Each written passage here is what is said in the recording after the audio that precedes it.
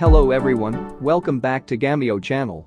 Don't forget to click subscribe if you want more weekly updates on this channel. Star Wars Squadrons puts players back in the cockpits of classic starfighters from the series. Here's what to know about the game before jumping in. The long-awaited and anticipated next video game from the Star Wars franchise has gotten released, with Star Wars Squadrons being a smaller, more contained game, but one that a lot of the passionate fandom still got extremely excited about. After Jedi Fallen Order was an undeniable hit last year and an excellent Star Wars game, Squadrons had a lot of pressure to once again deliver, especially with the scrutiny EA has fallen under with the Star Wars IP.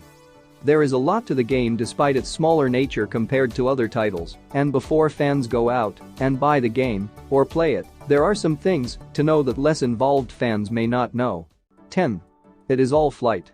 The game is called Star Wars Squadrons, so it is pretty self-explanatory that the whole thing is flight-based, but if someone were to buy this expecting to at least be able to walk around, they would be disappointed. In the story mode, your character is out of the cockpit and in the hangar of a ship between missions, unable to move, save for a few pointless interaction points around your starfighter, which is right in front of you anyway.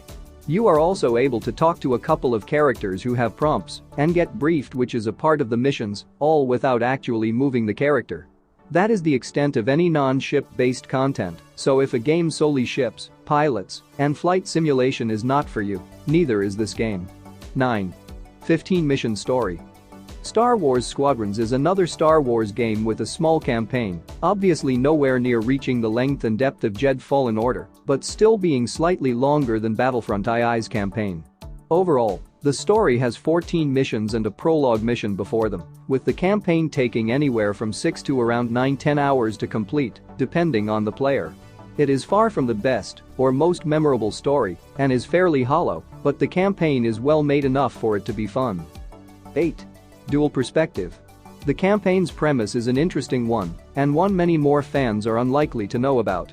It is a dual perspective story, following two squadrons, Vanguard Squadron of the New Republic and Titan Squadron of the Empire. Players repeatedly switch between these two squadrons, often having to deal with what they just did moments ago from a different viewpoint. The story takes place after the end of the original trilogy, with some welcome cameos from some beloved characters. 7. Cross-platform. In an era where there are multiple next-generation games consoles on the horizon fighting for fans' affections, it is good that there remain cross-platform games, of which Star Wars Squadrons is one. That is a great thing, as having friends who have a PS4 while you have an Xbox One, or vice versa, can get frustrating when fun multiplayer games come out. Jumping in those ships with your friends at your flanks is a great experience. 6. VR.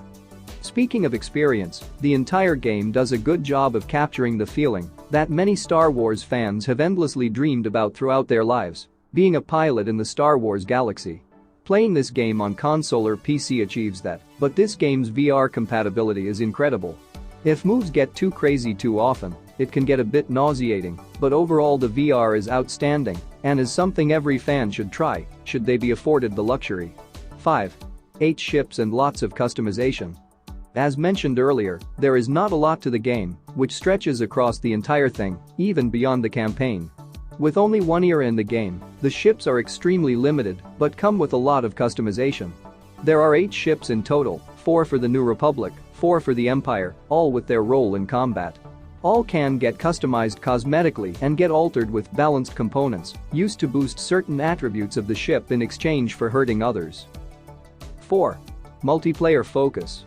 The campaign was talked about earlier as only having 15 missions, including the prologue, and so from that, it is not hard to deduce that the game has a big focus on its multiplayer aspect. This is where all of the game's replayability comes from, and is the sole reason fans will continue to play this game for months and months to come. There are 2 game modes: Dogfight, which is self-explanatory, and Fleet Battles against both the AI and other players, which is a large-scale back-and-forth battle. There is also a ranking system on the multiplayer and operations that act as seasons and give various rewards to players.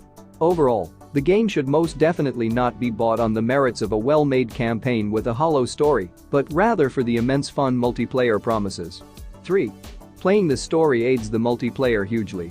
As much as this game should not be played for the story, which leaves something to be desired, the campaign itself is an incredible help for the multiplayer and should be played before diving into dogfights and fleet battles. The campaign walks the player through the basic controls and allows for more advanced maneuvers as time goes on, making sure the player knows, at the very least, the basics and the feel of the game and ships before diving into multiplayer. 2. Easy to pick up, hard to master. With the campaign, the player gains a set of skills that allows the multiplayer to get played with a decent knowledge of what is going on, but even with that, it takes a lot to get to know the game truly. Utilizing tactics, power management, knowing what ships to use, what to target on a flagship, how to customize loadouts, how to maneuver around the map, understanding the capabilities of the ships, and overall skill of play, alongside many other factors, will take a long time to master or even to become great at. However, in multiplayer, the journey and progression feel good and fun to accomplish. 1. Very niche. All in all, while this game has a hugely enjoyable and replayable multiplayer, as well as a slew of customization options, and may well earn future content despite the creators saying this will be the finished product, the game is not for everybody. It is very niche. Even with a passionate Star Wars fandom, there are huge chunks which will have no interest in a solely flying game with a multiplayer focus, with no real variety, limited maps, and ships. This game is for fans who want to experience what it is to be a pilot and who are okay with both flight simulation and more multiplayer. Otherwise, it is hard to imagine people loving it without getting bored quickly. Thank you for watching, guys. Don't forget to like and comment and subscribe Gameio channel to make it even better. See you in the next video.